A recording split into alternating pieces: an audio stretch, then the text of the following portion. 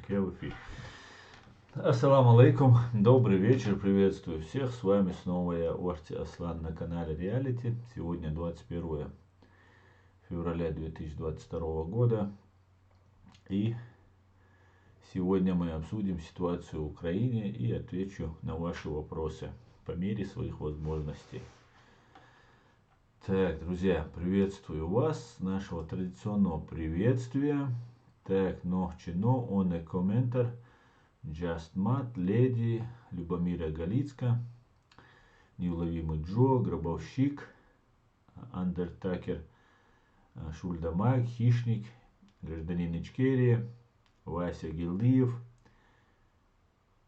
Сергей Бабунич, Ми и все остальные. Приветствую вас. Алейкум ассалам, Шадыр Шамаш Доваль. Так. Асет, тебя тоже. Бамуччираи приветствую. Алейкум ассалам. Нью Горизонт, алейкум ассалам. Шавер Гамаш Воваль.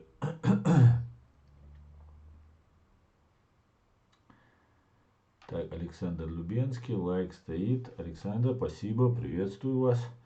Витаю вас.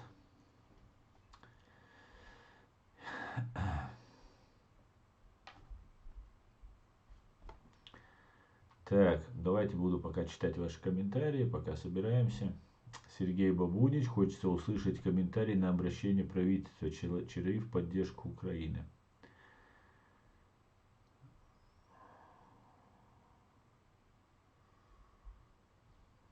Без комментариев.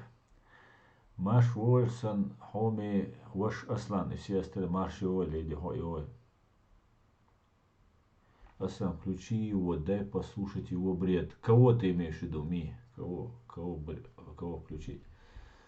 Асламбек Тутаев, Салам Ашал Вигаду, Хищник, алейкум ассалам, Вася Гилдиев, витание украинскому народу и вам лично. Нон-стоп, мистер, витание, Панасан. Нон-стоп, мистер, приветствую вас. Так сказать, оцените его психологические отклонения. Ну, смотрите.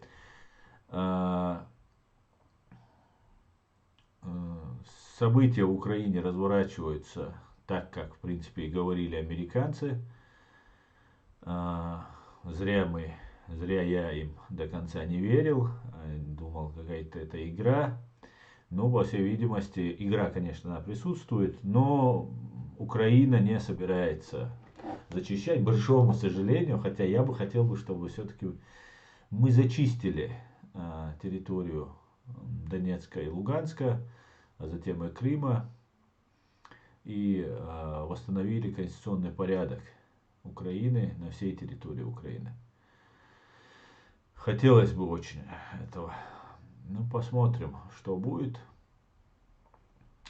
В связи с тем, что были события, которые, не очень, вернее, очень не красят генерального прокурора, тогдашнего президента Порошенко, когда выдали Тимура Тумгоева, вызвав его с передовой, передали его, по некоторым данным, за деньги, передали его России. Он получил большой срок, 18 лет, по-моему, он получил, подвергся пыткам и так далее. Поэтому, конечно же, это очень сильно омрачает. Его не вытащили. Евгений Енин, имеется в виду, Тумгоева не вытащили. Не знаю, насколько Украина держит под контролем дело Тимура Тумгоева. Но Евгений Енин абсолютно спокойно. Правда, его сняли с помощника или зама генерального прокурора. Но перевели его там по делу Боинга, он там занимался. С Тумгоевым, как мы знаем, сидит, и, по всей видимости, украинские власти, да и не имеют они пока в России никаких рычагов влияния, хотя нанять адвоката и постоянно мониторить украинские правозащитники, конечно же, должны дело Тимура Тумгоева. И вот к чему я это все говорю.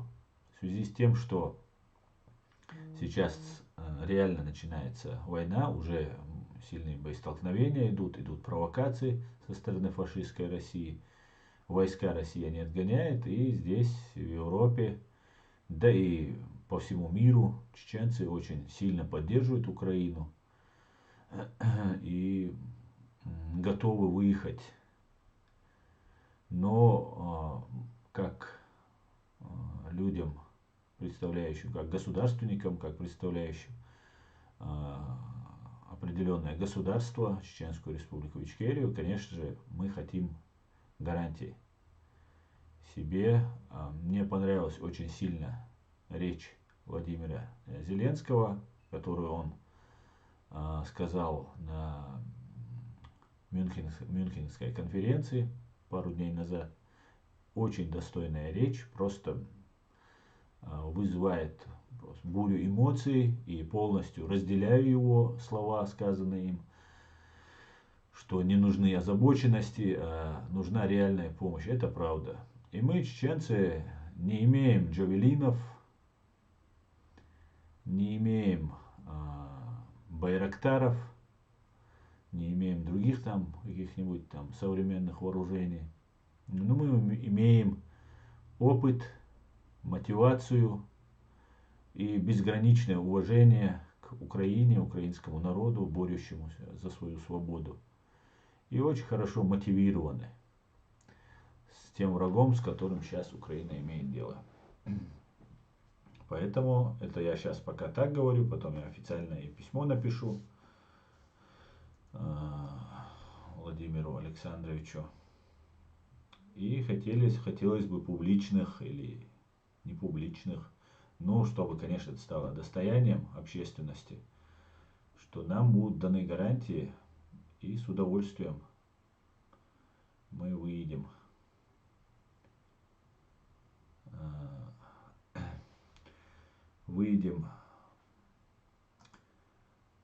в Украину. Так что украинцам волноваться не стоит, все отлично, наоборот, как говорится, лучше ужасный конец, чем ужас без конца. Конец будет тем, кто напал, и весь мир за Украину, и мы их порвем, как тузик грелку. Поэтому нужно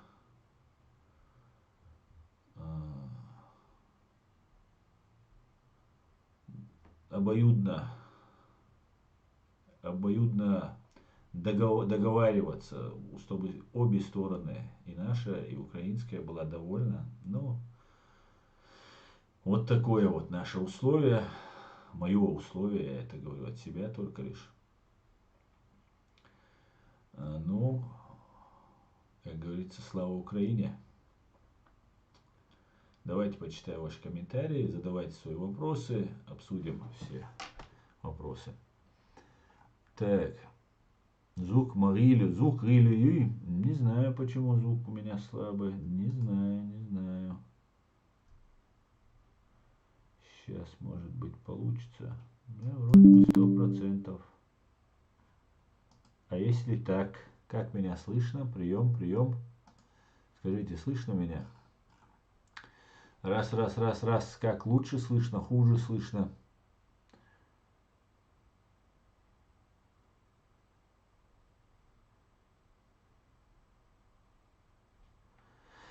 Слышно меня? Слышно? Скажите, друзья.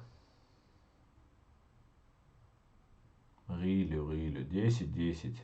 Лучше слышно. Ну, отлично. Так и оставим тогда на этом. Ну, давайте так, может быть.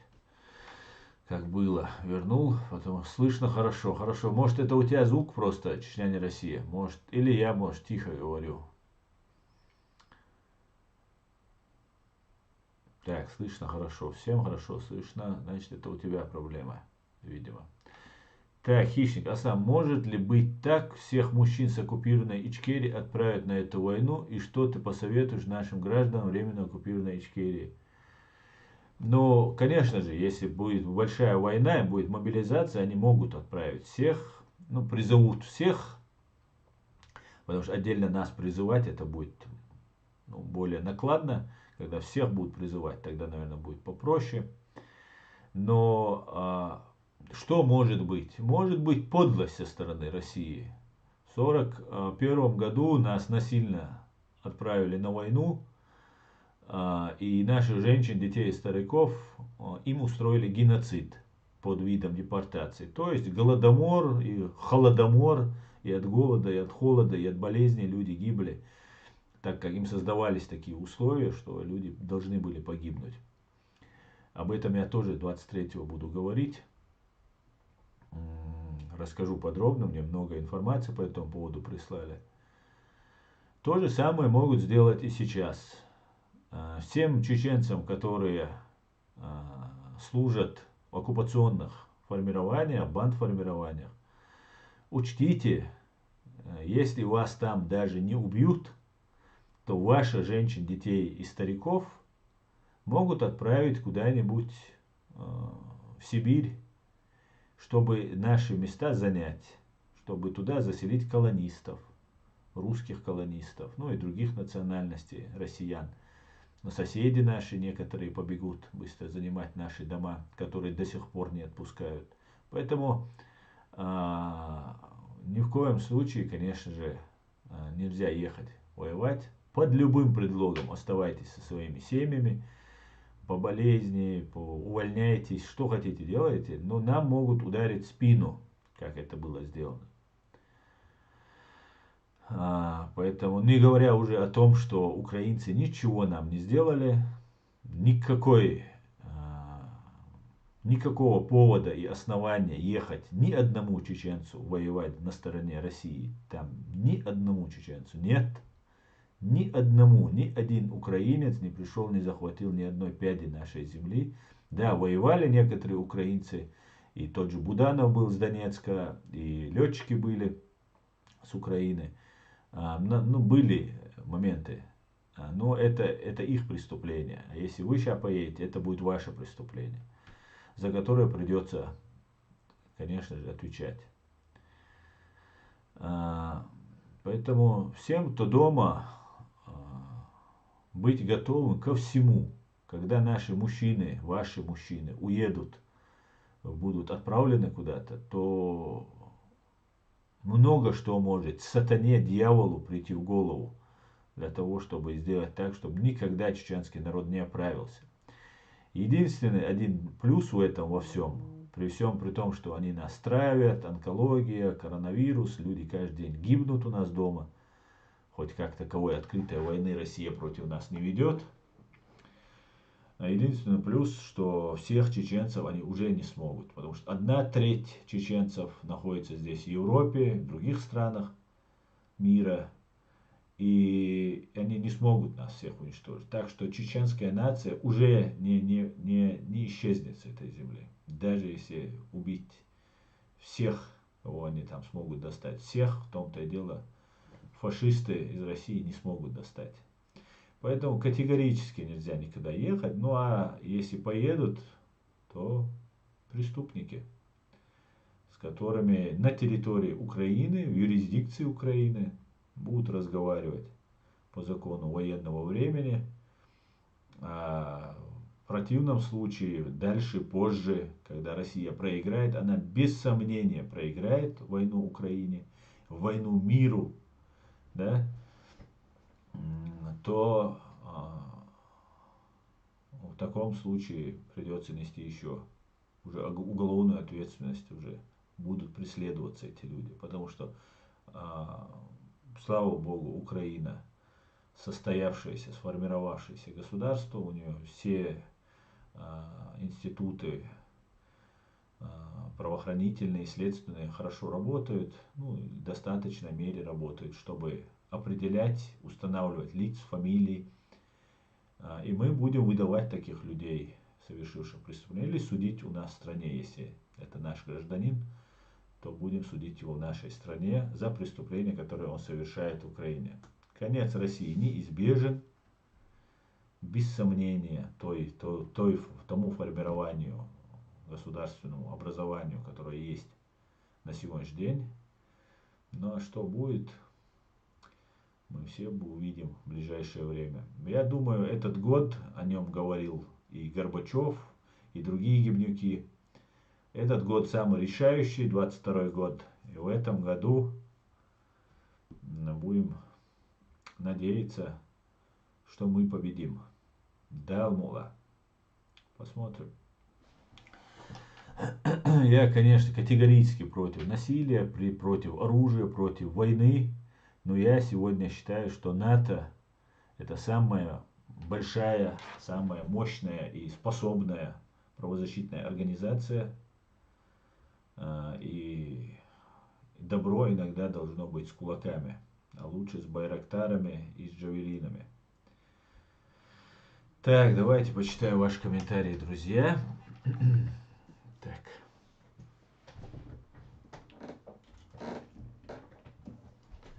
Одну минутку.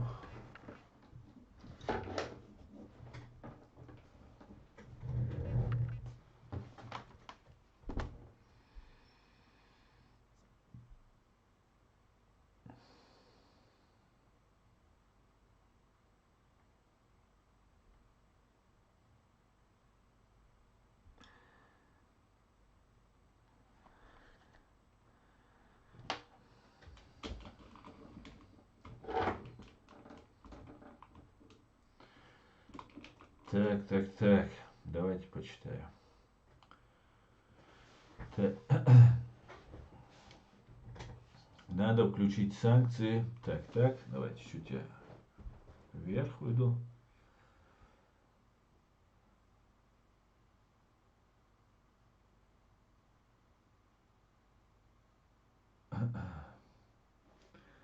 Во-вторых, здесь мы ни разу не попутали как виновника. Александр Лубенский. Так, Александр, давайте вы сейчас на действующего президента во время войны не будете сейчас публично вот такие вещи говорить.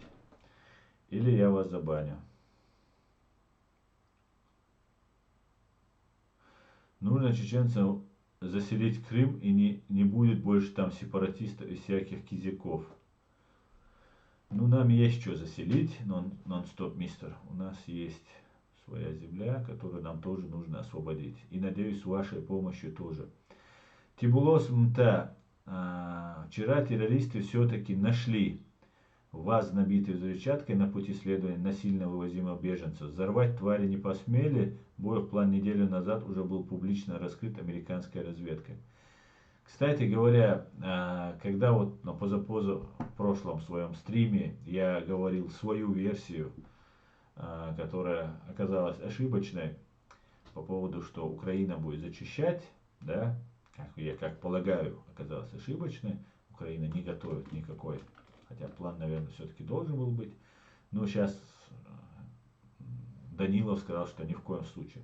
И вот мне кто-то писал, что ни в коем случае они не будут нападать, и все это провокации России, сказал Данилов. И мне кто-то писал, что теракт сделают на территории. И вот сейчас, вот Тибулос, там ты мне говоришь, что пишешь тут, что была взрывчатка. Значит, тот, кто мне это писал, она была права. По-моему, это Женя писала мне. Да, вполне возможно, но нет никакого смысла взрывать, потому что на территории России взорвать автобус с детьми, женщинами. Ну, конечно, Путин это сделает, это он может, это его конек, но вот, не знаю. Ну, сейчас будут эти провокации. Я сегодня смотрел ролик, там одному ногу отрезала, давай, снимают, там они перевязывают, он стонет там и так далее. И нет крови. Крови нет и оставшегося куска ноги нет. Да, вроде бы, если перетащили, она у него должна кровь течь, там все мокро должно быть. И все, этого не было. Этого не было. Ну, короче, это сейчас будет все новое, но там, я думаю, хорошая подготовка. Американцы, вот все, что они говорили, в принципе, повторяю, сбывается. Значит,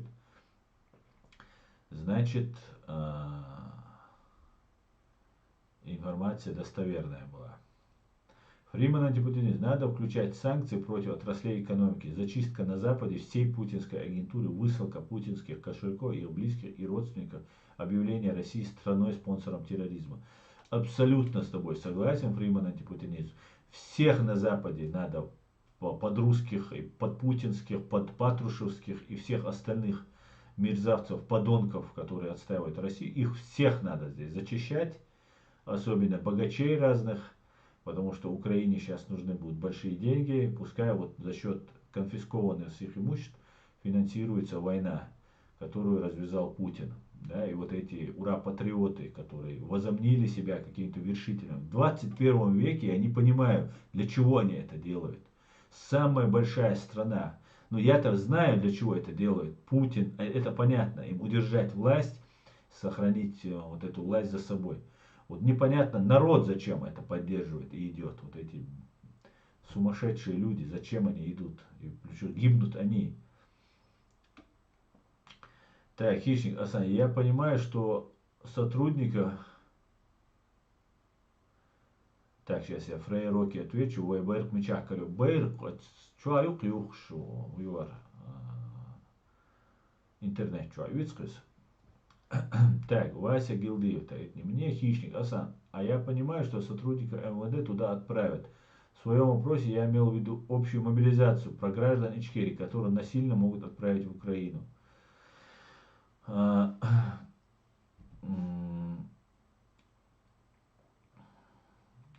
Которые насильно могут отправить в Украину. Ну вот, ну что, отправят их насильно, ну вот будут они там гибнуть, будут они. Все, что они могут сделать, вот кто поедет, вот, то, что отправят, не сомневаюсь, первые поедут они. И когда Путину первое, что скажут, давай своих этих чеченов отсылай. Ты тут ими тут хвастался. Ведь этими чеченами Путин свое окружение запугивает, и они его очень сильно боятся. Очень сильно.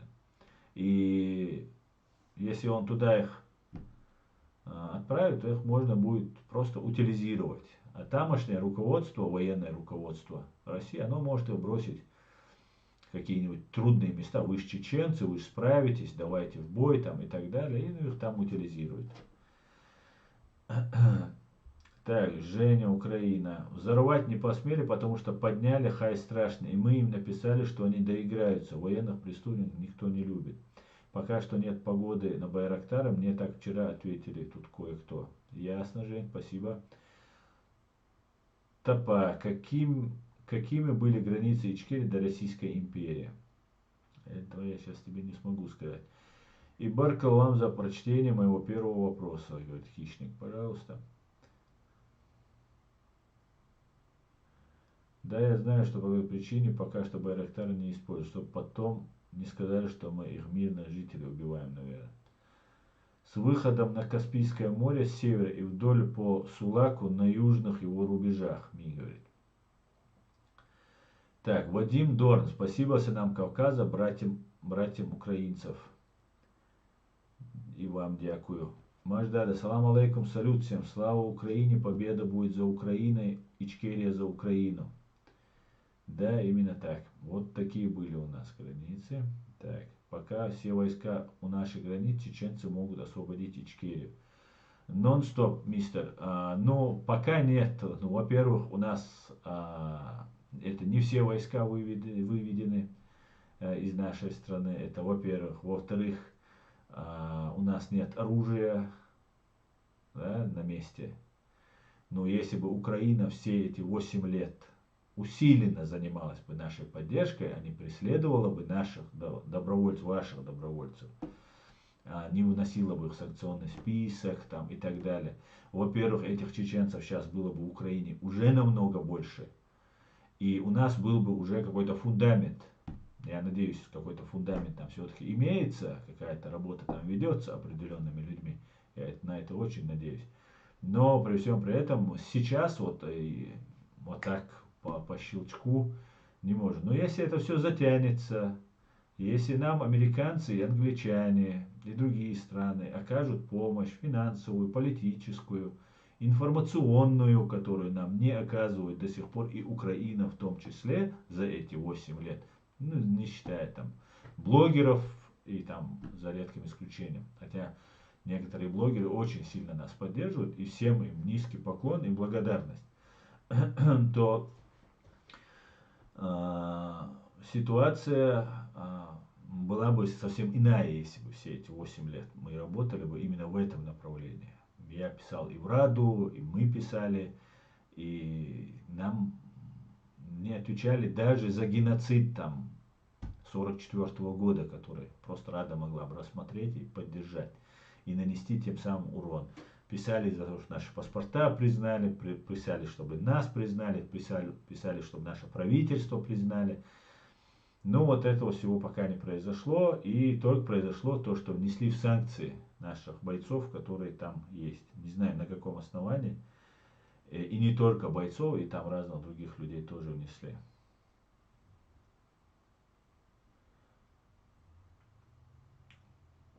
Так, ногу отрезали, он в сознании, и кровь не идет. Чудеса. Жень, ну, может быть, сознание может он даже не потерять, да, бывает шок, бывает разные состояния, но кровь, она должна быть точно, да, может он терял сознание, пришел в себя, потом снова потерял, это мы могли не увидеть, но кровь, она должна быть, и он там еще, когда начинает снимать, говорит, давай, и голова, если вы тоже обратили внимание, там тоже особо крови нет, ну, может быть, не так сильно по голове получил, но то, что ноги нет, это видно. Человек без одной ноги. Но там нет крови.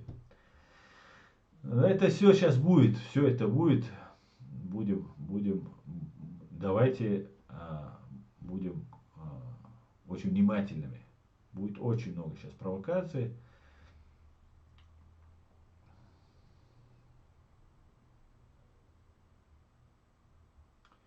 Это фейки, говорит Дени. Да, да, это фейк был про оторванную ногу. Вася Гелевич, кадыровцы уже здесь, и ЧВК Вагнер собрали всех отбросов из Сирии, Ливии и ЦАР. Ну вот, ЧВК Вагнер есть, да, от фамилии, от одного из вагнеровцев, а кадыровцы это тоже ЧВК, давайте будем. ЧВК кадыровцы, там могут быть среди них и не чеченцы, и другие кавказцы могут быть там, они же служат, это же там есть и Росгвардия, и военнослужащие, и там разные чеченцы. Поэтому это ЧВК кадыровцы и ЧВК Вагнер. Так, чеченцы, которые отправят, могут перейти на сторону Украины. Нам хорошие воины нужны, говорит нон-стоп мистер. Да, кстати, можно выйти на связь с украинской стороной и перейти просто на сторону добра, на сторону Украины. Так, Алекс, гражданин Ичкерии, напоминает, что флаги чеченские есть, ну и другие тоже, в Алиэкспресс. Так, Ли Страс, Фриман антипутинец говорит. Ли Страс, глава МИД ВБ, мы должны остановить Путина, потому что он не остановится на Украине. Под угрозой страны Балтии, западные Балканы тоже. Путин хочет воссоздать великую Россию. Я считаю, что на этом даже они не остановятся. Они будут идти до тех пор, пока смогут. Вот и все. Вся логика проста. По-другому не может Путин. Он не может дать своему народу достойную медицину, достойное образование, достойную пенсию. Он этого не может дать, потому что они воруют. Вся система построена на воровстве. Они все уже миллиардеры, там уже триллионеры. И он может дать только войну. Только смерть, насилие, убийство, кровь. Вот все, что может дать Путин. Поэтому он будет дальше делать. И вплоть до Восточной Германии, до ГДР. Все их территория они считают. Их они будут восстанавливать. Сейчас немцам скажи, они не поверят, да вы что, да не может быть. Может. Поверьте, может.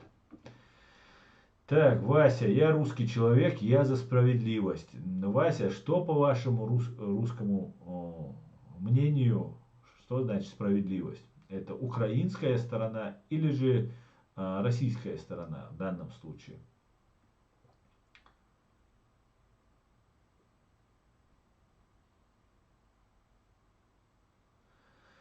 Фриман Антипатин. Зеленский намекнул на возможность выхода Украины из Будапештского меморандума, а это означает возврат Украины в лагерь ядерных стран. Только сделать это нужно было еще в 2014 году.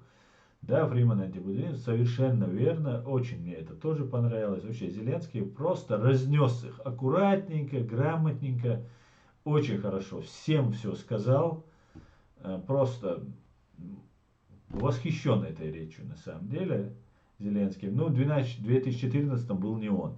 Да и Украина была не в такой поддержке, как сейчас. Так, Женя, Украина. Асна, прошу вас, проведите стрим, что мы ошибаемся, что пытаемся сдерживать. Мы должны сдерживать, мы должны мыслить дальше сдерживания. А за этим пришла на ваш канал, чтобы вы нашли правильные слова. Мы не должны сдерживать, то есть мы должны мыслить дальше сдерживания. Абсолютно с вами согласен, Жень. Но сейчас, пока, давайте об этом сейчас не будем говорить, руководство Украины принимает решение, военное, политическое руководство. Я думаю, они все сделают, и отсюда я сейчас под руку им не буду говорить. Я как бы предполагал, что украинцы будут восстанавливать конституционный порядок, который нужно восстановить, немедленно просто нужно. Но я не хочу сейчас на эту тему развивать эту тему и постоянно об этом говорить, потому что есть руководство, которое я доверяю. И Зеленскому доверяю, и руководству. Там все нормально, мне кажется.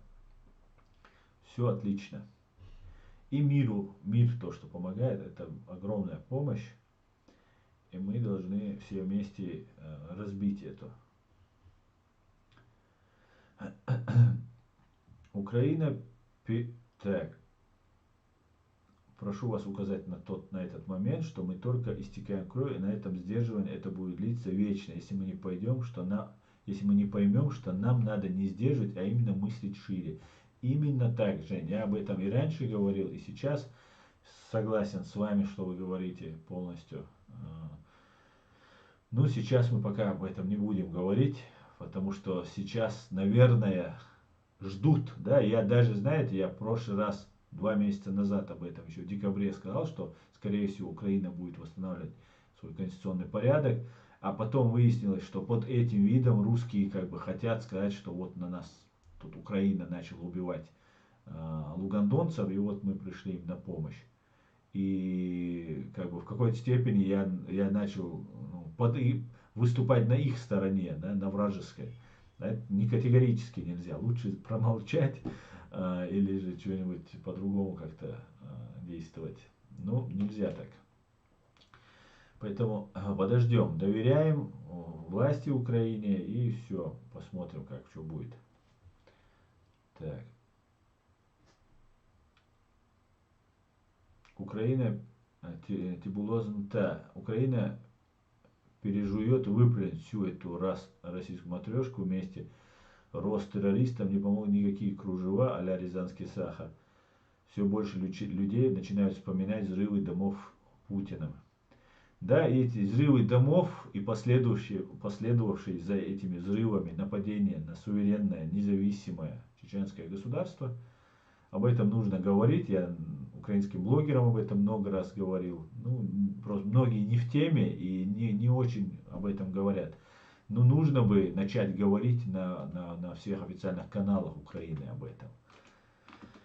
И это очень важная вещь, которую мы должны говорить. ЧВК кадыровцы, надо их так называть, да? Как найти Россия, общее название захваченной территории, оккупированной Московской Ордой. Ни одна республика РФ не входила по собственной воле. Это супер совет, спасибо вам, говорит Хищник. Не за что, Хищник.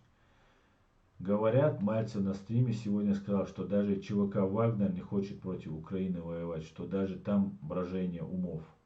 Женя. Жень, знаете какая ситуация? Да, ЧВК Вагнер это самые большие головорезы, самые большие отбросы общества, да, из этого российского общества. Ну, они не хотят воевать, и вот это брожение умов у них не из-за того, что там братья славяне и так далее. Мы это уже 8 лет видим, насколько братья славяне за эти 8 лет, сколько появилось у украинцев друзей из тех братьев славян, мы уже увидели. Кто поддерживал, тот все эти 8 лет поддерживал или потихоньку не с первых дней, но потом начал поддерживать. Факт остается фактом, что эти люди просто боятся. И они понимают только язык силы. Вот что бы мы ни говорили, никакого здравого ума, никакой справедливости, благородства, милосердия, жалости эти люди не знают. Они знают только язык силы. Это бешеные звери. И это ЧВК Вагнер и все остальные, которые придут воевать к вам. И они боятся, что вот мир вам помогает, и что реально все шансы есть у нас победить в этой войне. Все шансы. И мы обязательно победим. Обязательно. Будем стоять насмерть. И посмотрим, насколько супер крутые воины пришли оккупировать нашу незалежную Украину. Так, Путин похож на старую дряхлую собаку, говорит Ватсон, не Шерлок. Беззубую собаку драться не может, но продолжает гавкать и откусывать небольшие кусочки от добычи крупного зверя. Тега, ассаламу алейкум, ежи, как обидно, что Америка и Европа предали Украину, как Афганистан. Ва алейкум ассалам, Тега. Это неправда. Украина не предана ни Америкой, тем более Америкой, ни Европой. Это неправда. Но даже если весь мир предаст, мы, чеченцы, не предадим Украину и будем стоять вместе с ними за их свободу, за нашу и вашу свободу. Так, Асан, я провел в Украине не один год и знаю, что говорю. Я в силовых структурах Украины сидят ФСБшные гибнюки. Абсолютно, Денис, с тобой согласен, но на тот период, когда ты там был, наверное, это было, потому что руководитель СБУ, министр обороны СБУ, президент оказались агентами Русни. Так, россияне объявят Луганду независимой, зайдут туда официально и будут пытаться освобождать остальную часть Донбасса. Тибуласумта. Может быть. Эд Мамеда, салам всем свободным людям. Салам Аснан. Салам, Эд, приветствую тебя. Салам.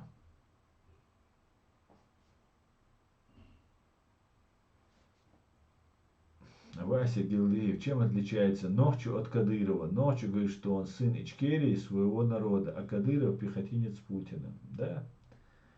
И он, вот этот пехотинец Путина, убивает чеченцев. Убивает. Вот нас иногда путали в начале особенно войны, что чеченцы, кадыровцы там и так далее. Нет. Нет, они нас убивают. В угоду русских, за деньги русских, в русской форме, русским оружием. Жестоко пытают, унижают, оскорбляют. Угоду русским. Все, что им говорят, делают они русские, все, что им говорят. И мы это терпеть не намерены. И мириться с этим не намерены.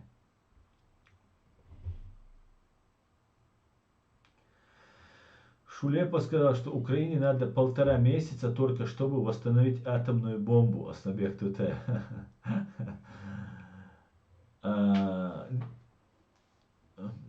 Аслабек, мне кажется, Англия и Соединенные Штаты Америки и Россия, ну Россию не берем в расчет, которые обязались, забирая третий в мире после Соединенных Штатов и, соответственно, России атомный арсенал украинский, забирая, они гарантировали целостность, безопасность украинского государства.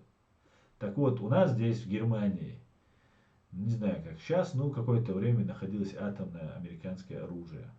Также оно в одно время в Турции находилось, может быть и сейчас находится. Просто Америка и Великобритания обязаны предоставить современное, мощное, со своей ракетой, носителем, атомное оружие для Украины. И все, и тогда поговорим. И тогда нужно разговаривать. Конечно, Украина, Соединенные Штаты и Великобритания помогают, очень сильно помогли. Там моральная поддержка, не говоря уже там о джавелинах и всем остальном, о которых там, по-моему, уже 450 самолетов отправили. Это только то, что известно. Украину накачивают, помогают оружием, деньгами, специалистами. Украина победит эту Россию. Нисколько я в этом не сомневаюсь. Но для того, чтобы вот эти оголтелые, вот эти людоеды с севера или с востока, которые сейчас прут на Украину, они обязаны будут, когда они будут доведены до отчаяния, когда они им разобьют нос в кровь, когда разобьют, они могут применить маленькую боеголовку, еще что-нибудь, еще что-нибудь. Поэтому у Украины должна быть атомная бомба. Обязательно она должна быть. И должны помочь американцы и Великобритания. И это будет просто золотыми буквами впишет себя и Великобритания, и Соединенные Штаты Америки, историю и Украины, и всех свободных людей на земле. Если это будет, хотя бы, пускай даже под контролем это оно будет, американцев, чтобы там украинцы там со злости там не пульнули. Но выполнять приказ очень необходимо, Зеленского выполнять приказы и ответные меры принимать, если русские попробуют нанести атомный удар. И тогда мы повоюем. Воздуха не будет, джавелины уничтожат технику, и вот тогда мы посмотрим, кто из нас воины. Давайте с удовольствием готов погибнуть на этой войне. Вот в таких условиях сражаться, это пятизвездочный джихад. Я с удовольствием готов. Но при условии, что когда померится, нас Украина не выдаст, как выдала Тимура Тумгоева. Для этого нужны гарантии от Украины нам. Мне лично. Мне лично. Хотя, опять же, я категорически против насилия. Просто для того, чтобы спасти и Запад, и Украину, и вернуть свою независимость. Для того, чтобы мы могли дальше защищать права чеченцев.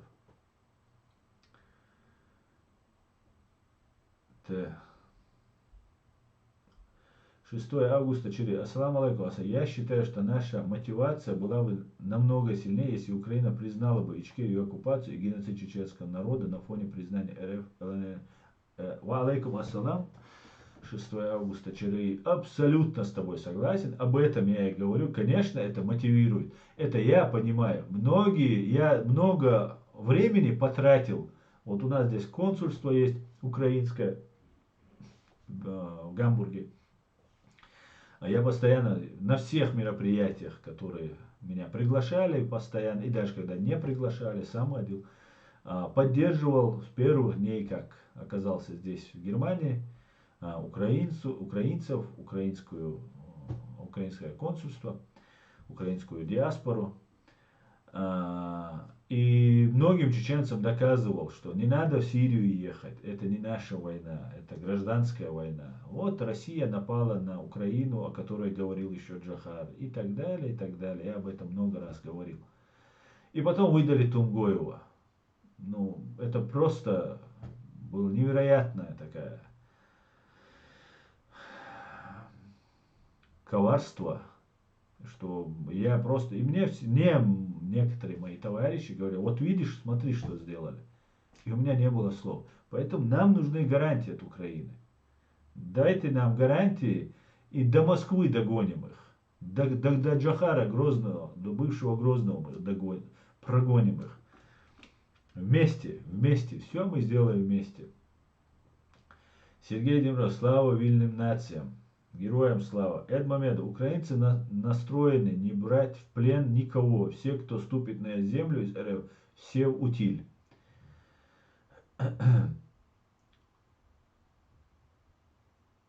Если бы не поддержка Америки, Путин уже давно напал бы. Говорит, как найти, да? Так. Асан, русские захватывают чужие земли под видом славянские земли, а спустя некоторое время заявляют, что это исконно русские земли. Да, совершенно верно. Так, кстати, я хочу вам сказать спасибо за то, что вы предупреждали про провокации против гражданской. Так называемая эвакуация точно закончила ПЛО, если бы не Хай, который в соцсетях пошел против них. Да. Светлана Хадзевич, Асан, спасибо, дякую за поддержку моей Украины. Прогрессивные люди объединяются против кремлевских фашистов. Все будет Украина, Ичкерия, Грузия, Молдова. Аминь. 6 августа только что РФ признала ДНР и ЛНР. Не пора ли Украине признать Ичкерию? Признали, да, все-таки? Сейчас Путин говорил, сегодня мы признаем там и так далее, и так далее. Спектакль целый устроили там.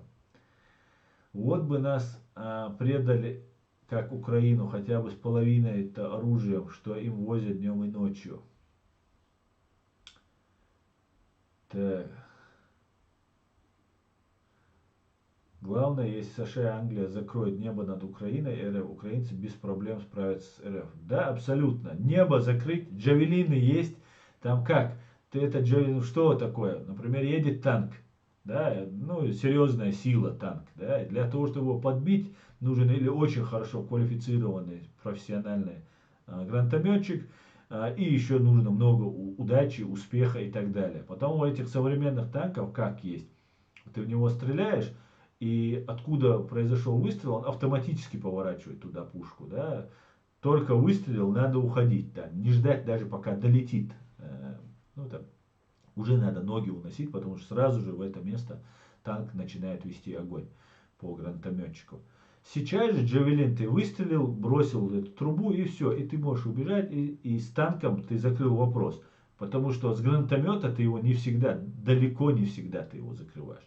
Да, есть от Бога профессионалы, ну, это много времени нужно потратить и так далее, и так далее. И одно дело, когда ты стреляешь в тире, другое дело, когда тебя оцепенение страха происходит, да, или там волнение, адреналин и все такое, это чуть-чуть другое состояние, вернее, совсем другое состояние, чем на тренировках, когда происходит. Поэтому, а джавелин как, ты его выстрелил и все. Вот приехало 100 техники, 100 джавелинов, все.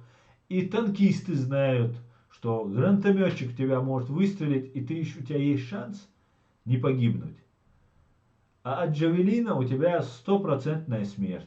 И уже их дух еще ниже, чем должен быть. Соответственно, небо закрыть, атомное оружие предоставить, джавелины, ну и все, и тогда это уже сафари.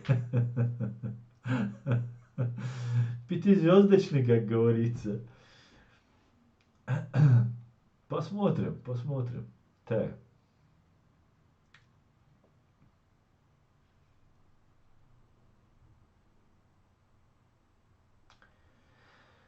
Так. Аслан, гарантию надо требовать сразу, чтобы гражданство давали. Это самая надежная гарантия.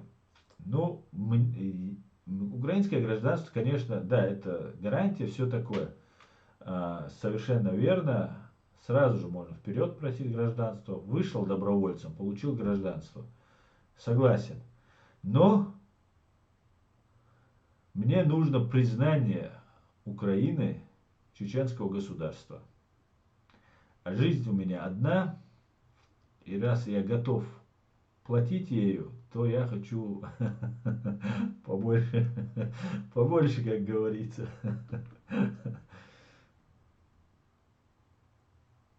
Грет Груд, Асан, как ты считаешь, кто на Северном Кавказе сейчас террористы? И сейчас, и тогда это только русские оккупанты, российские оккупанты у нас там террористы. Так, Аслан, завтра траур будет эфир. Ты будешь делать стрим? Завтра траур, если ты имеешь в виду геноцид 44 года, я его называю Холокост 44. Если ты о нем, то он послезавтра, этот день, 23 февраля. Сегодня 21. Обязательно я планирую сделать 23-го стрим.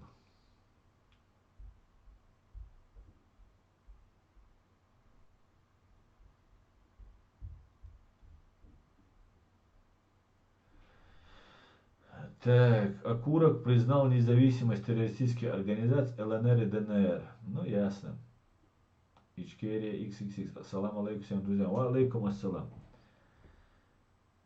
И сами, да, Асан, ты говоришь, что Америка обязана предоставить оружие Украине. Если американцы в 94 помогли Ичкерии хотя бы информационно, Дудаев никого не просил оружия, сегодня не было бы этой ситуации. Да?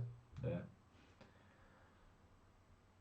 И уже американцы, которые в теме, которые занимаются Россией, российско-чеченскими, вообще советскими вот этими темами, э,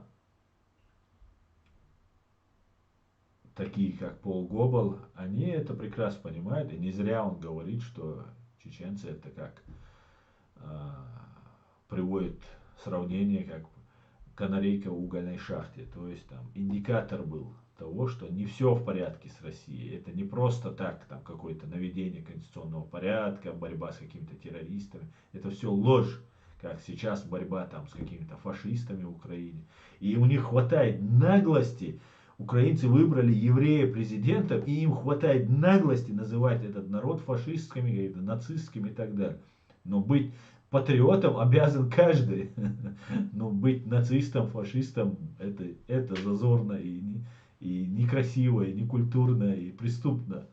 Но свою родину любить-то обязан каждый человек. А если ее ты не будешь любить, то кто-то другой придет и заставит любить его, если ты не любишь свою родину, заставит любить. Так, Асан, Украина уже предала и уничтожила движение добровольцев, говорит Адам Фриман. Адам Фриман, я об этом только что говорил. Я об этом говорил. Это большая проблема и для меня лично. Но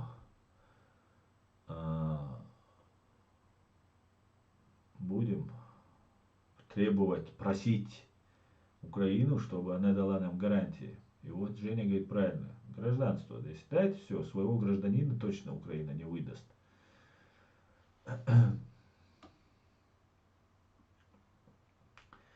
Леся Авизова, спасибо за поддержку Украины. Кайн проблем, Леся. Модераторы, где вы? Так, что у нас тут? Кто-то буянит?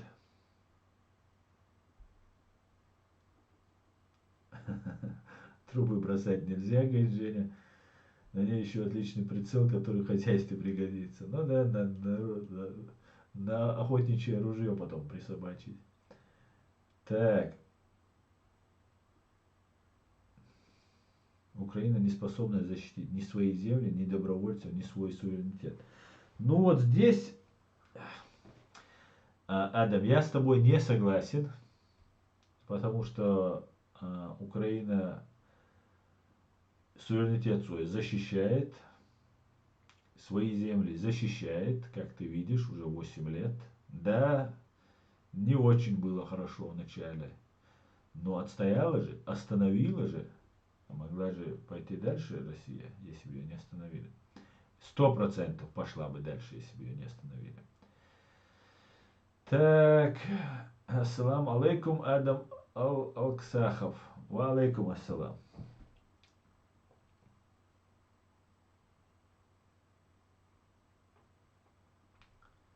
Аслан, не смей ни при каких условиях участвовать в военных действиях. Ты должен быть безопасен. Ты самый нужный человек для нас, говорит леди. Ну,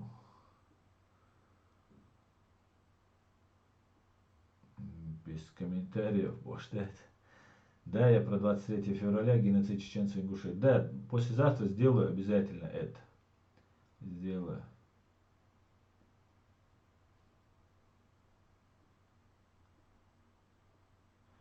Так, ночи дальнобой. Все, Путин признал независимость ДНР, а независимость Ичкерии. Ну вот, смотрите, сейчас Путин какой-то там собрал войска, там сделал, ну вот, признал независимость ДНР, ЛНР там, и так далее, и так далее.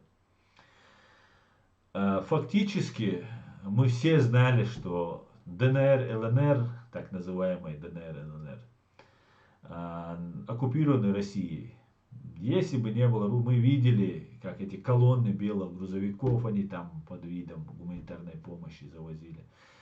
И так далее, и так далее, и так далее.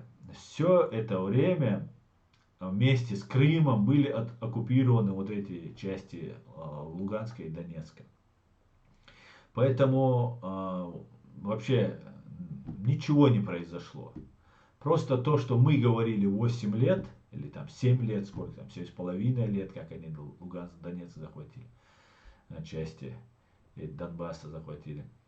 Просто Путин согласился с нами и признал, что да, он теперь признает эти образования и так далее. И все, вот все, что произошло. Все это фигня на постном массе. Все это ерунда полная. Вообще считаться с ними не нужно. Нужно, защищаясь, победить нельзя. Нужно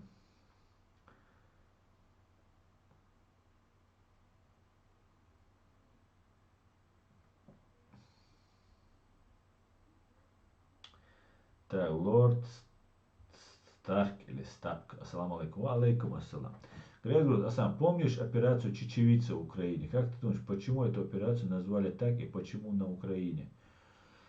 Не помню операцию Чечевица. Я знаю, что выселение чеченцев-ингушей было под кодовым названием Чечевица, а вот то, что было в Украине, я не знаю. О чем ты говоришь, Грегор?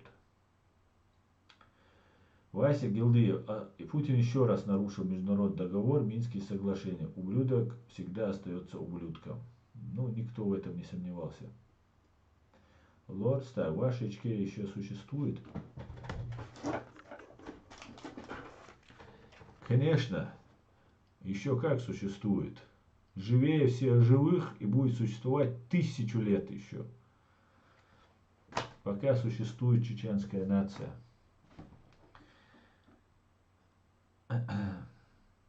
Так, не Украина предала, а мрази, которые сидят в кабинетах, уважаемые. Тут много к ним вопросов. Иншаллах, да, это стыдно. Юрий Цепоухов.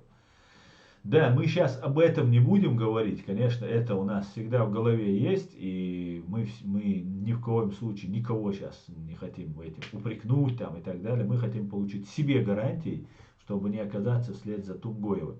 А так, полный вперед, как говорится.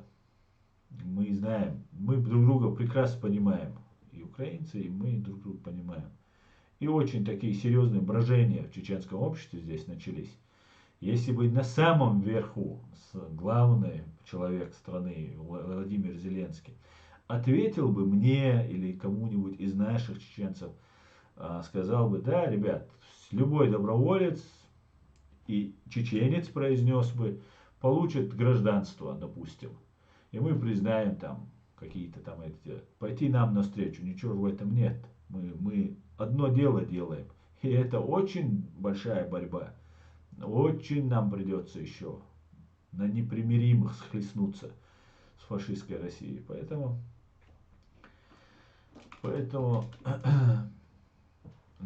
было бы очень хорошо, если бы сейчас Украина, первое лицо, очень важно, чтобы это был первый человек в стране, сказал. И тогда земля будет гореть под ногами у фашистов. Даже одно это признание их, знаете, как сильно выбит из равновесия, как сильно их повергнет в шок, да, что вот к нам вот первые лица отнеслись, что признают наше государство. Они-то, это самое большое преступление. Они этого боятся больше всего. И все говорят об Грузии, пятидневной войне, там, может даже Молдову вспомнить, которая была до Путина еще. А вот Чечни как будто не было. Так делают. Но это пособничество. Если ты борешься, или ты не по-настоящему борешься с Россией, с Путиным, с фашистской частью России, не со всей Россией. Русский народ нам не враг, как народ, да, который не хочет нам зла и не претендует на наше имущество и наши земли, на наши жизни и на наши свободы. Он нам не враг. Враг только оккупант, убийца, преступник. Вот он враг. И для русских, и для нас. И для украинцев, и для всех нормальных людей.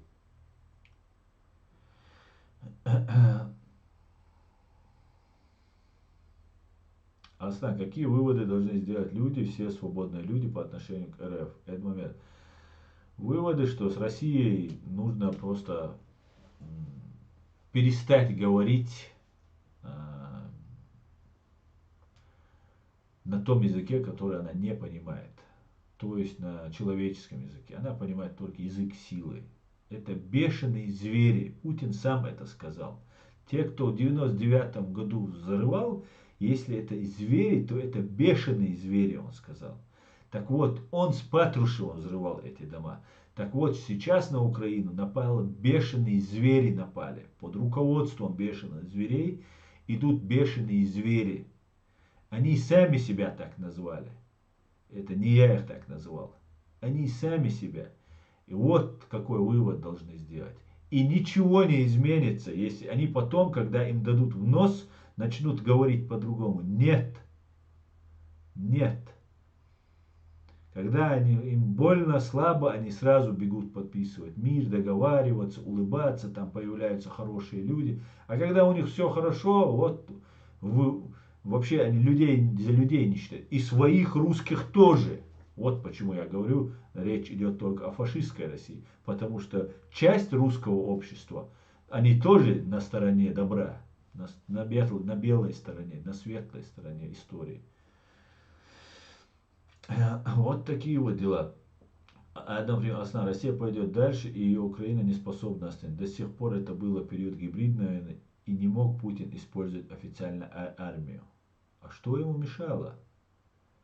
Как он не использовал официально? Еще как использовал. Просто нашивки сняли. Также все, командование, армия, буки применялись, как мы знаем, ураганы, смерчи и все остальное, диверсионные группы, которые украинцы и уничтожали, и задерживали. Это все было. Вы преувеличиваете возможности России. Вы очень сильно преувеличиваете. Просто очень сильно. Давайте, вот сейчас, если она сейчас начнется, давайте посмотрим. Без применения ядерного оружия. Пускай Америка даже не дает это оружие Украине. Просто сами приедут и поставят свое оружие и скажут, да, мы не подчиняем Зеленскому, но наносят удар, мы отвечаем ядерным оружием. Вот на таких хотя бы условиях, потому что она срочно нужна. Перекрыть небо, и все, и давайте, по-мужски. Ничего подобного. Россия будет в пух и прах разбита. Это конец России. Это крах России. Иншаллах. Дал мула. Мы очень на это рассчитываем, надеемся. Так, ваша брат Бог, дарсе. Ясно. Ичкерия сейчас пляж лезгинку на могиле РФ. Дал мула. Вася, обязательно. Клянусь песнями нашего раввина Мойши, это самый лучший паспорт в мире. Исаак Шмулевич, приветствую тебя. Ассаламу алейкум варахматуллахи ва баракату. Ва алейкум ассалам. Простые украинцы заступили за чеченских добровольцев, говорит, ночи дальнобой. Да, я помню это, конечно. Да, я это помню. Как сказал Джахар Дудаев, что ключ у нас. Исаак Шмулевич, тетя Сара из Ашкелона передает любимым чеченцам теплый шалом. Ей тоже теплый шалом, тете Саре. Враг моего врага мой друг. Всем стать на защиту Украины, слава Украине и всем, кто стремится к свободе. Говорит Чечня, не Россия. Адам Фриман. Аслан, пойми, Украину продали. Президенты Украины, Германия, Франция, США, они продали суверенитет и целостность Украины. Россия, Путин купил суверенитет Украины. Адам Фриман, ты тут занимаешься российской пропагандой. То они у тебя сильные, то Украину продали. Зрада у тебя везде. Ничего подобного. Ничего подобного. Главу внешней разведки Нарышкина Путин отчитал как школьника у доски. Может быть, ночи дальнобой отчитал. А может быть, это была такая имитация, что они все хотят признания независимости Лугандонии. И как бы Путин, ну типа, ну давайте обсудим. Ни одному слову их верить нельзя. Даже когда окажутся они на скамье подсудимых.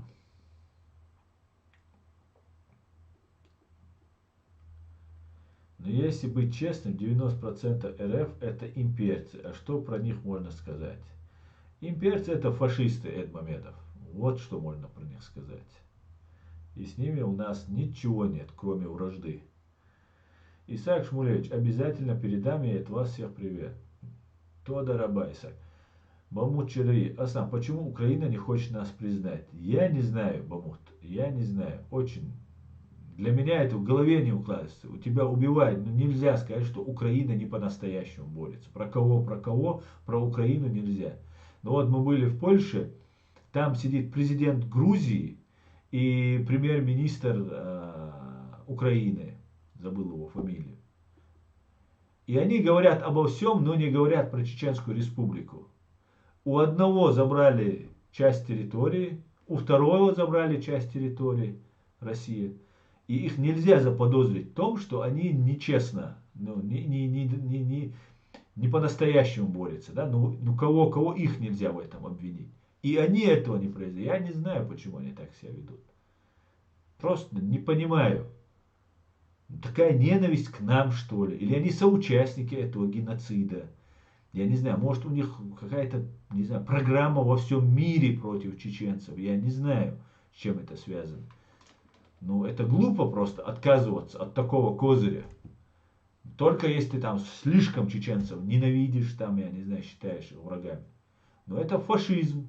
Если нам кто-то отказывает в праве на свои права, на свою государственность, никто так, как мы, не сражался за эту свободу и независимость, чтобы получить права, чтобы стать равными среди международном сообществе, иметь такие же права для защиты наших детей, внуков и правнуков. Если нам кто-то в этом отказывает, не имея никакого основания, то он такой же фашист, как и русский имперец. Для меня это так. Не как, конечно, русский имперец, но приблизительно, рядом уже, догоняющий, стремящийся. Не знаю, почему они не признают. Не знаю. Юрий, пане Аслан, Земля не президент. Я помню гниль Порошенко, когда он отдал на растерзание нашего парня из Чечни. Но порох, что боятся собственный народ, иначе сдали бы Украину. Слава Чечне. Героям слава. Ну, это твое право, конечно же, ты имеешь право на свое мнение. Мы свободные, вольные люди. Но сейчас я бы не хотел, чтобы кто-либо у меня на канале в воюющей стране президента как-то оскорблял. Я доверяю Зеленскому. Минусы есть. Наши бойцы при президенте Зеленском внесены в санкционный список. Ваши добровольцы Тумгоева выдали при Порошенко. Другие там чеченцы тоже внесены в списки. Может какие-то основания, может какие-то мнимые, фейковые, там, в коррупции дело может быть. Может Зеленский к этому не имеет прямого какого-то отношения. Но изменить эту ситуацию он мог. Поэтому у меня тоже, конечно, есть претензии. Но сейчас идет война. Идет война. Враг у ворот. Сейчас мы не должны. Нас ведь смотрят, да, орки с Россией. Поэтому мы должны быть очень аккуратными. Так. Жень, Украина. Один аналитик сказал, посмотрите, как Путин боится все эти стулья, приваренных к полу на его конференции. Все эти стекла пятиметровой высоты на возложение вечного огня автоматчики на Пискаревском кладбище. Конечно, Путин патологический трус. И эта его трусость, она угроза. Человек неадекватно оценивает обстановку. Угроза не только для Украины и всего остального мира, но и для его окружения, которое он по подозрению будет зачищать. Их будет ликвидировать, убивать. Это все приходили. Сталин тоже был трусом и тоже изображал из себя бандитом. Хотя реально Сталин хотя бы реально был каким-то бандитом, участвовал. Хоть какой-то душок у него был. А у этого это гибнюк. Он курировал бандюгов, Путин. Он сам не участвовал в никаких опасных мероприятиях, я так думаю. Так. Американская атомная подводная лодка патрулирует северо-Баренцево море. И ракеты, которыми они вооружены, ядерные, покрывают всю европейскую часть. Вот отлично. Все, Рахат Лукумский говорит. Американские подводные лодки. Атомные подводные. Отлично просто. Ну и все. Давайте тогда. Схлестнемся, как говорится. Давайте посмотрим, чья возьмет. Так, Рахат Лукумский. Да, пусть Рашка содержит эти оборванцы за свой счет. Пусть русские дальше затягивают пояса потуже. А Украине нужно просто обороняться. К сожалению, такова ситуация, которая будет до самого краха РФ. Так, я подозреваю, что они не верят. Я думаю, просто не верят, что можно найти поддержку. Так, когда зайдет украинское солнце, московицкий улус сдохнет. Джахар Дудаев, Далмула. Далмула Ден. Далмула Дени. И вам слава, сыны гор, Григорий окутанный, и вам, лицари великий, Богом не забудьте. Боритесь, а поборете, вам Бог помогает. За вас правда, за вас слава, воля святая. Тарас Шевченко. Вірш написан для чеченців. Дуже дякую. Дуже дякую. Так. Друзья, вы наш стрим можете распространить во всех социальных сетях. Пускай украинцы увидят, что чеченцы за Украину, по этим комментариям вы видите. Мне много сейчас уже звонило мне людей, писала, сообщала, что мы за Украину готовы выехать, нужны гарантии.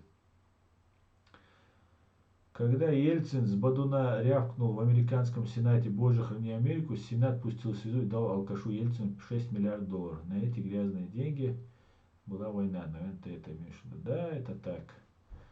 Да, это так. Но войну, деньги давали не на войну. Они их потратили по своему усмотрению. Маждада, да, Аслан, у Путина паранойя, как у Сталина, да. Чечня не Россия. Любой диктатор и тиран 100% трусы, да. Ногчи ауха за Ичкерию. Путин лоханулся в Украине, да, 100%. Так он еще не залетал. Ну, он уже возомнил себя великим правителем. Плохо кончит этот великий правитель.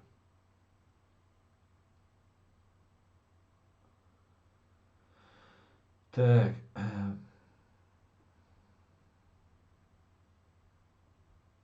Как сказал генпрокурор Украины, Украина крестила Русь, она же ее будет отпевать. Эдмамедов. Да, это тот самый генпрокурор, который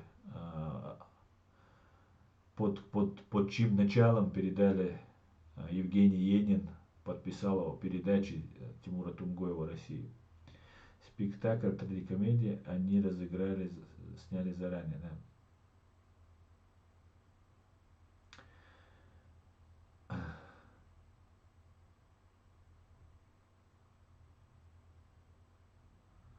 Так, спасибо за поддержку. Это сволочь Путин не остановится. Дай Боже ему заслуженную смерть, говорит Маруся Климова. Храни Чечню. Спасибо за поддержку. Пожалуйста. Пожалуйста, Маруся. Чем занимается Рада? Где заседание Рады? Где в повестке дня один вопрос? Что признать Чили суверенным государством? Генардук. Где заседание? Так, деоккупация Ичкерии, Путлерева банда, его шавки, пехотинцы будут сдернуты на виселице вниз их уродливым башням в Гааге. Еще выступила парламентарий из Латвии, то ли Литвы, и сказал, что впервые со времен Хрущева заговорили в кулуарах про превентивный удар по Москве. Отличные разговорчики в кулуарах, я вам скажу, Женя. Отлично просто. Отлично. Так, друзья, сколько мы в эфире? Так, сколько? 15 минут у нас до конца эфира. Сейчас, одну минутку. Пишите комментарии. Распространяйте в социальных сетях.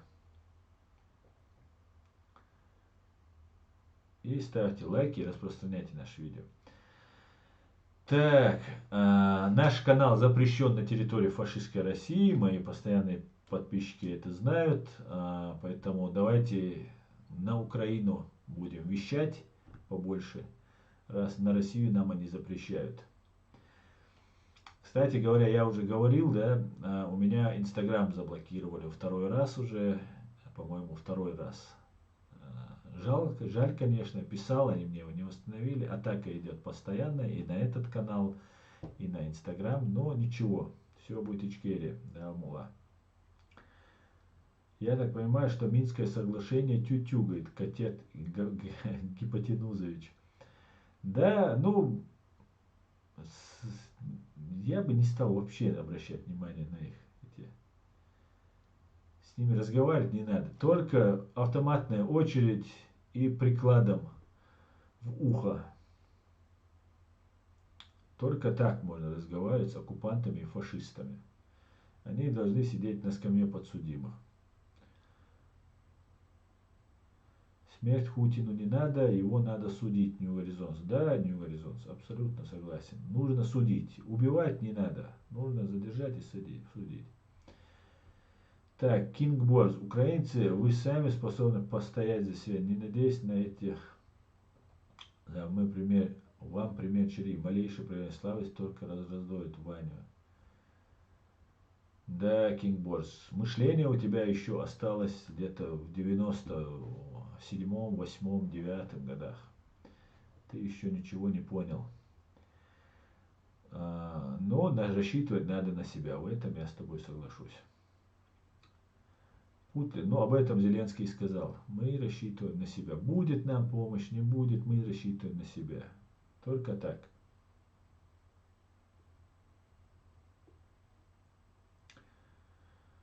Так, Путин такой Пургунес. Этот момент. Жаль, что не дают платформу на передачу Гордона. Много смотрят и много что можно сказать там.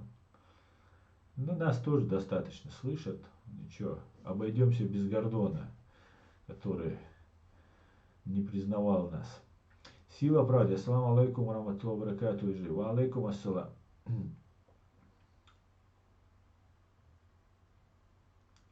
Фриман антипутинец. Путинский фашистский паханат является глобальной, экзистенциональной угрозой западной цивилизации. С ним невозможно договориться по формуле «отстаньте от нас, и мы отстанем от вас». Нет, конечно. Точно, когда в следующий раз про братский народ будут говорить, надо стрелять на звук. Мы не надеемся уже, 8-й год уже. Да, совершенно верно. Исаак Шмулевич, друзья, поставим лайки, хоть какая-то помощь в нашем деле Аслану, плиз. И не только Аслану, это не столько Аслану, сколько нашему общему делу. Так, пророческая исповедь Салтыкова-Щедрина. Разбудите меня через 100 лет, и я вам скажу, что на Руси все пьют и воруют.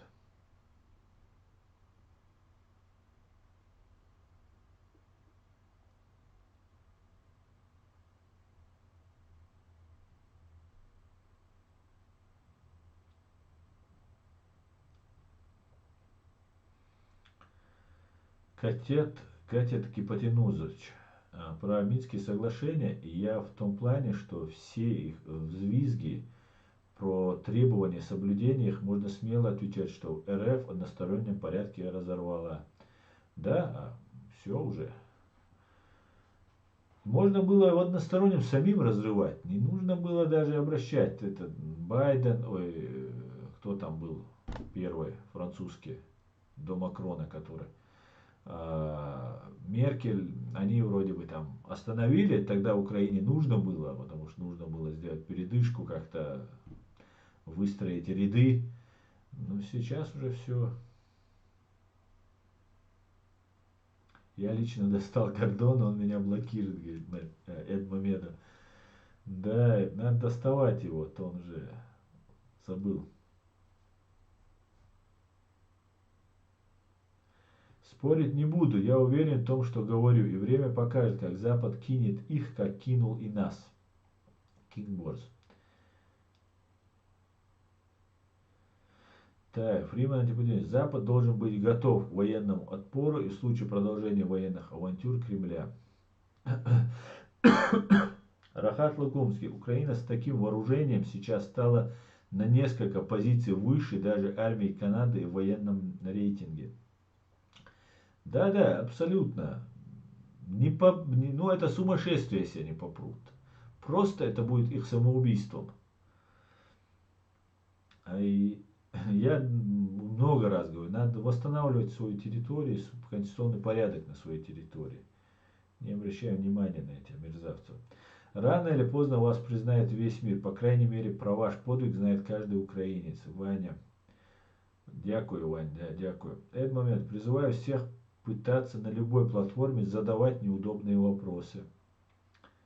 Украинцы, все мы за вас. Удачи вам огромной в борьбе с российским злом. Запад и рад бы кинуть, но мы сами себя не кинули, чем, я думаю, всех сильно удивили. Не так они рассчитывали. Они все учли, кроме украинского народа. Да. Рахат Лукумский. Сейчас нужно, чтобы Запад прицельно, точно гасил путинский капитал и их условия на существование, чтобы они сожрали друг друга. Дотации перестанут идти на Дальний Восток, на Кавказ, и вся империя рухнет. Рахат абсолютно с вами согласен.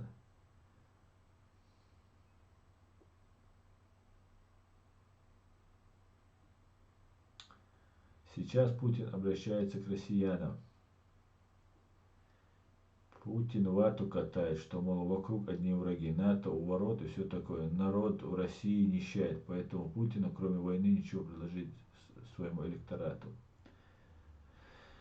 Да, не вспоминайте Гордона, эта гадость не заслуживает внимания. Продажная слава Ичкерии, Юрий. Героям слава, Юрий. Так, сила правды. Аслан, где наши бойцы, которые там в Украине имени Джохара Дудаева? Ну, ты имеешь в виду батальон имени Джохара Дудаева. После гибели Амины и Симунаева батальон сошел на нет. Все. После гибели Амины мы уже ничего не слышали из Украины. Амина несла большую такую долю информационного сопротивления. Она нам была очень нужна. К большому сожалению, ее нет. Да, лазот обалдовальцин. К большому сожалению. За день до этого мы с ней как раз поговорили, и я ей сказал, кто я. Там был один момент, она не знала. И на второй день или на третий день ее уже не стало. Да, лазот обалдовальцин. Она была удивлена, но хорошо, что я успел ей это сказать. Так, Путин вату катает, что, мол, вокруг одни враги, НАТО у ворот и все такое. Народ в России нищает, поэтому Путину, кроме войны, ничего предложить своему электорату. Да, это я уже читал. Так, Вася Гилды, Фрау Штази и Сир Микрель не справились, оказывая высоким доверием. Эндруэн, ассаламу алейкум, братья чеченцы с Украины. В принципе, ожидали такой неадекватной реакции маразматика Путина, но мы готовы ко всему, хоть США, Британия, хоть без них. Мы будем бороться.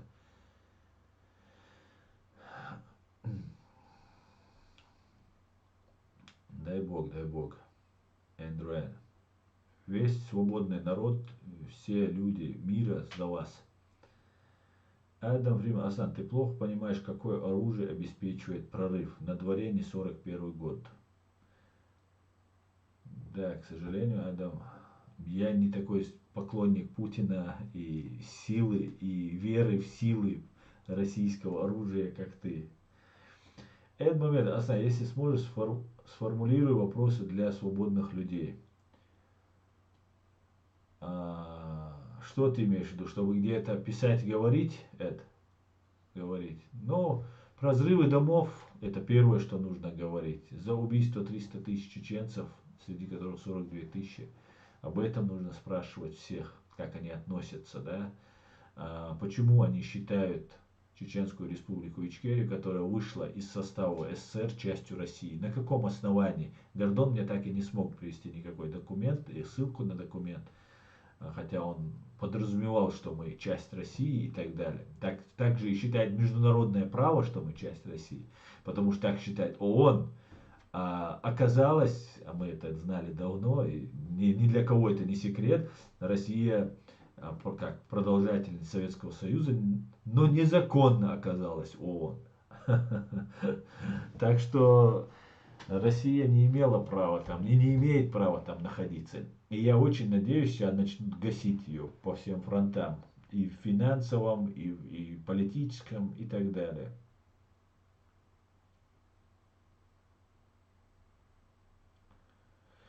Вот такие вопросы это я вижу, какие можно задать.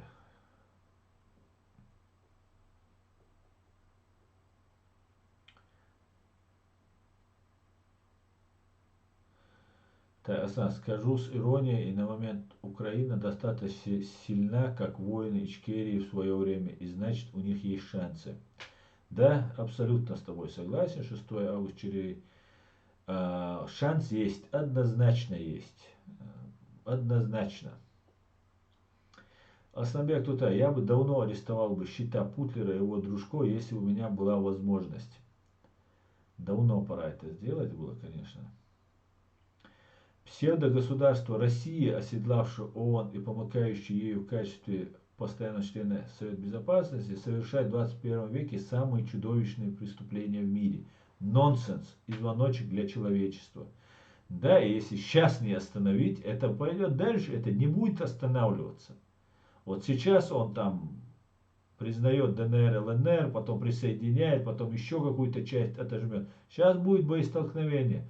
Не может он вот так все это замутить и не пролить кровь. Нужно ему пролить кровь. Своему богу, сатане, ему нужно дар принести, жертвой женщин, детей, невинных людей, уложить в могилу. Ему это нужно.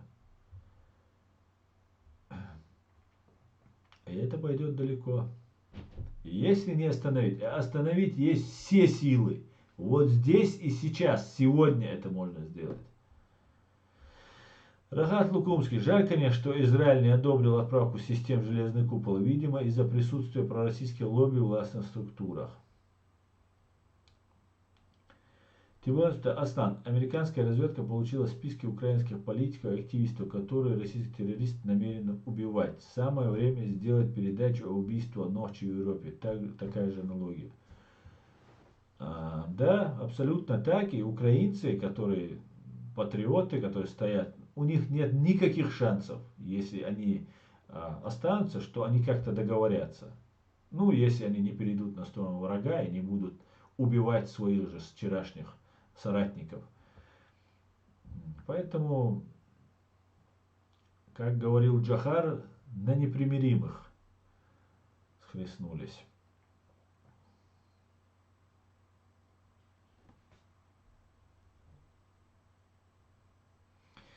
Добрый вечер. У вас очень хороший канал. Смотрю вас уже пару месяцев. Многого не знал, но вы несли ясность, и все стало на свои места. Спасибо. Сеант. Пожалуйста, добрый вечер, Сеант. Смотрите на здоровье. Просвещайтесь. Так, в Чечне работают только российские СМИ, средства массовой информации. Так. Главнокомандующий диванными войсками. Так, убрал комментарий. Вот 10 секунд, опять послал пост, а его не видно. Как найти? Да, бывает такое.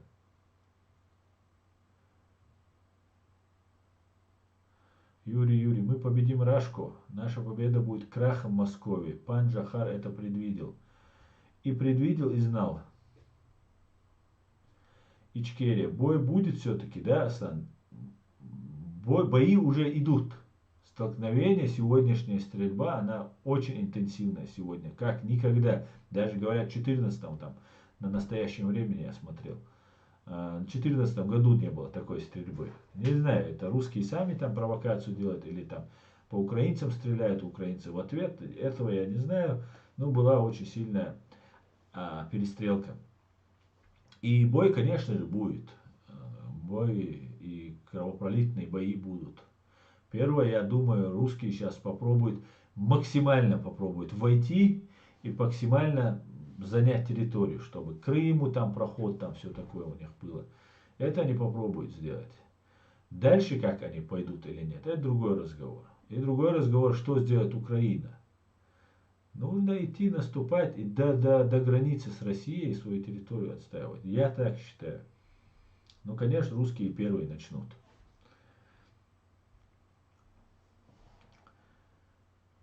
Лично я всем, кому могу, задаю только один вопрос. Почему Чечня не участвовала в приватизации и народ Чечни не получил ваучеры? Это момент. Отличный вопрос. Это, да, я знаю. И было бы хорошо, если ты продолжал бы это делать. И все, кто нас сейчас услышал, тоже тебе помогали в этом.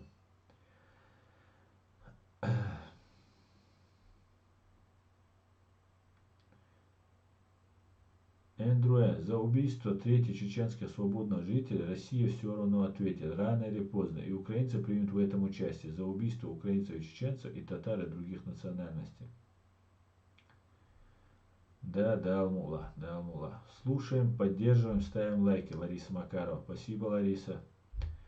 Ночи дальнобой. Украинские военные должны изучить тактику чеченских воинов, например, операцию «Джахад», разработанную Асланом Масхадовым, в результате которого 6 августа 1996 года чеченские бойцы победили. Белый ворон Андрей. Слава Ичкерии, все будет Украина. Героям слава, Андрей. Аслан, стоит нам поехать в Украину как добровольцы на защиту Украины против России? Я никого не буду к этому сейчас призывать, если я там не нахожусь. Поэтому у меня это пока не спрашивайте. Сила правды. Аллах, я ждольцем азат побал дойсен болой войны. Вася Гилги, Асан, ВСУшники наблюдали и не понимали, с кем перестреливаются в Ордло. Выходы с предка оказались, шли на Луганск, охреневали от этих действий. С передка оказались, выходы с передка оказались, шли на Луганск, охреневали от этих действий.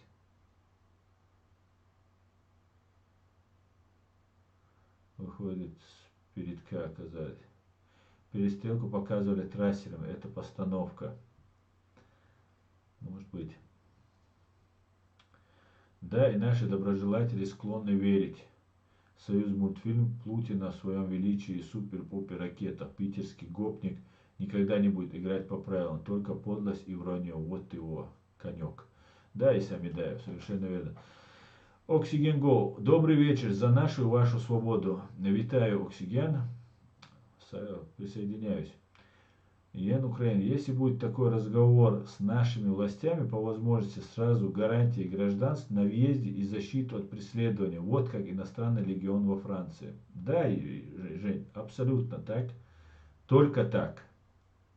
Мы друзья, мы братья, побратимы, абсолютно согласен, но мы еще юристы. Нам нужна юридическая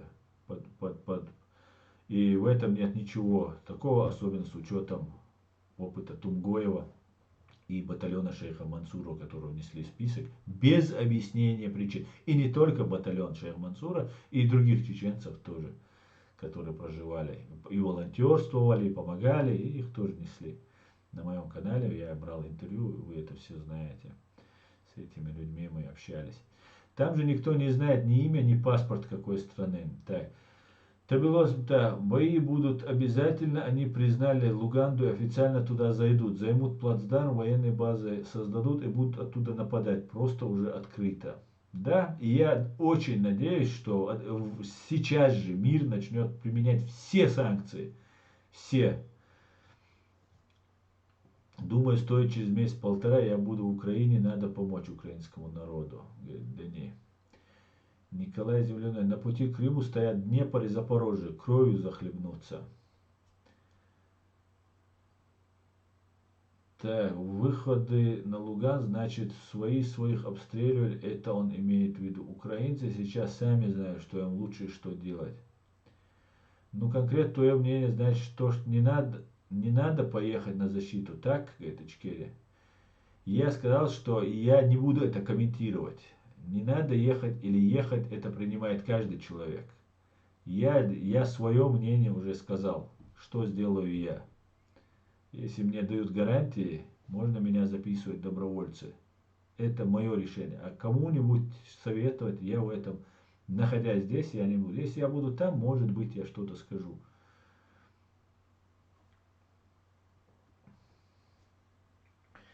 Эдмомедов, я так и делаю, стараюсь. Однажды попал на Максима Шевченко, он начал заикаться и так ничего не сказал, хотя мой вопрос зачитал. Ну да, Шевченко еще тот, конечно, чувак. Удар по мотивированным обеспечен. Ничего не понял.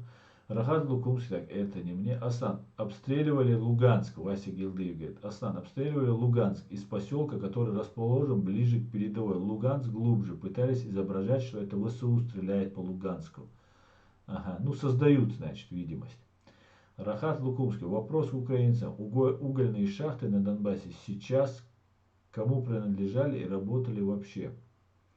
Кремль упорно ищет предлог, чтобы напасть. Зеленский никому не способен дать гарантии, говорит Адам Фриман. Адам, у тебя вот все, Путин у тебя все может, оружие сильное, а Зеленский у тебя плохой. Ну, ты чисто нарратив российский повторяешь. Это не фриманский нарратив, это фашистские нарративы ты повторяешь. Может, отчасти ты и прав в каких-то вещах. Я не говорю, что ты вообще не прав. Но то, что ты говоришь, слишком однобоко, и уже наводит на подозрение, что ты не такой уж и фриман. Николай Леонтьев, 70% шахт затоплены. Эндрю, кто бы мог подумать, что в наше время будет чума, коричневая чума, и что РФ, все думали, что 40-е это величайшая ошибка человечества. Видно, ничему не учит история, особенно Рашку. Эндрю, я не знаю, о чем вы думали сейчас, но мы последние 27, с 94-го, может даже 93-го, 2-го даже года, считайте, может уже 30 лет, знаем, что коричневая чума, красная чума, она никуда не делась, она перекрасилась в трехцветный флаг и продолжает быть той же чумой, той же фашистской идеологией, которая есть. Такой же жестокой, беспощадной, не соблюдающей никакие правила, только язык силы. Только язык силы они понимают. Террористы и фашисты. Все, другого языка, бешеные звери. Другого языка они не понимают. Это нужно понять.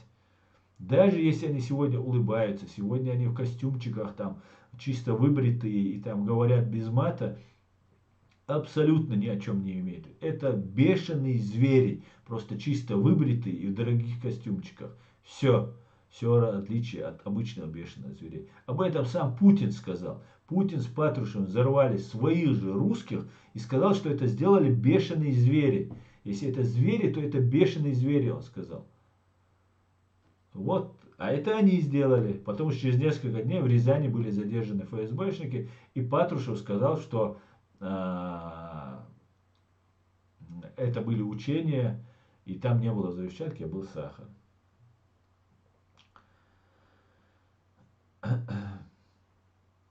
Да пускай нападают, говорит Юрий, быстрее с московитами покончим, наша война. Абсолютно так. Украинцы, абсолютно. Та сила и мощь, которая сейчас у нас всех есть, ее не было в 2014 году. Весь мир изменился за эти 8 лет.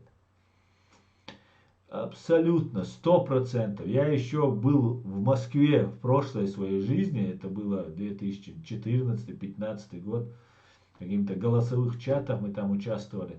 И я украинцам говорил, украинцы, вы станете самой мощной в Европе армией, самой большой страной вы и так в Европе являетесь. Вы будете самой мощной армией. У вас вам уже навезли столько оружия и всего этого. Это только начало. За Украиной будущее. Вообще на постсоветском пространстве. Ну, почти на всем постсоветском. Ну, построссийском пространстве точно. За нами и за украинцами. Так будет точнее. Так, шахты на оккупированной территории многие разрушены, забиты трупами и затоплены. Сейчас эта вода идет по грунтовым водам, дальше это страшная трагедия. Вода отравлена, идет водовод. Идет водоводы. Да, ужас, конечно.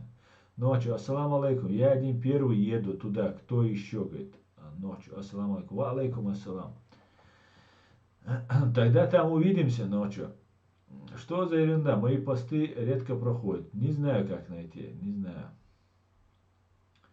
Ватсон Нишела. Аслан, гарантия нынешнего руководства Украины ничего не стоит. Они легко вас в нужное время сдадут России. Мы готовы рискнуть. Конечно, мы будем гарантии требовать. Тоже вот гражданство требуем. Скажу, что вы вот мой паспорт признали. Поставьте мне печать, скажу, что вы признаете. Она официально на любой из этих страниц.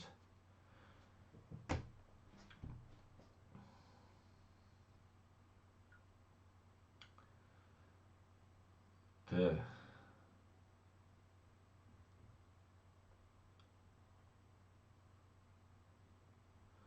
Поэтому вместо гарантии надо требовать гражданства указом президента. Можно такое сделать, говорит Жень Украина. Так, Оксиген Гоу. Мой муж военный говорит, что пусть бы лучше зашли, чтобы можно было покончить с Рашкой. Такой же настрой у всех его побратимов. Да, абсолютно так. Абсолютно. Сейчас идет борьба нервов, да, борьба характеров. И нам его не занимать. И украинцам, и нам, мы на одной стороне, и мы на правильной стороне истории, на честности, на справедливости. Мы защищаем свое. Это они, бандиты, преступники, фашисты, террористы. Им стрёмно. А нам за счастье умереть, веря в свои идеалы. Ну или сражаться. Не умирать, а побеждать. Освобождать. Восстанавливать международное право, человеческие принципы, общечеловеческие принципы, возвращение к ним.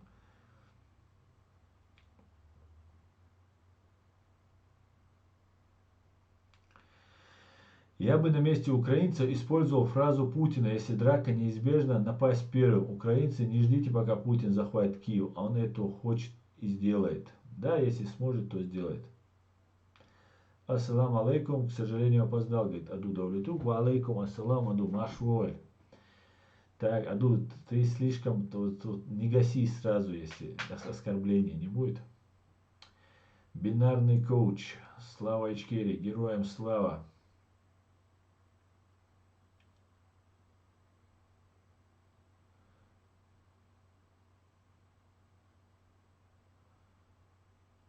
Так.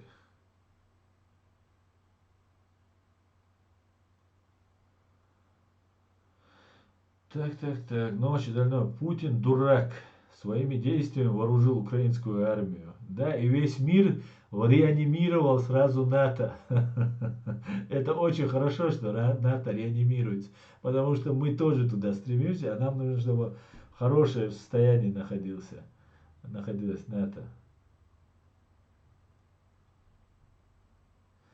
Ночью Валаева Россия уацата аявайца даема хизурду. Ночью говорит, если мы не нагнем Россию, она будет всегда нас терроризировать. И абсолютно я согласен с ночью. Конечно, или мы, или они. Здесь третьего не дано. И это не наш выбор. Мы этого не хотели, видит Бог. Так, наш стрим закончился. Мы уже более 1,5 часов в эфире. Зачитаю вам комментарии Фримана антипутинизма и на этом закончим. Российский крупный капитал должен быть подвергнут тем же мерам, каким был подвергнут крупный капитал ряда европейских стран за сотрудничество с гитлеровскими нацистами и их марионетками. Амин. Амин. Амин. Друзья, послезавтра выйдет стрим. Послезавтра мы увидимся. Может быть, завтра мы еще увидимся. Тоже в 8, увидите анонс, заходите, подписывайтесь на канал Реалити, распространяйте наши видео, максимально распространяйте. Украина уже победила, без сомнения, драться нужно не на жизнь, а на смерть, как говорил Джохар Дудаев, и обязательно победить. Все будет Ичкерия, слава Украине. Господи, благослови Америку. Спокойной ночи и до свидания, друзья. Ассаламу алейкум, вюсдех алейхи масида.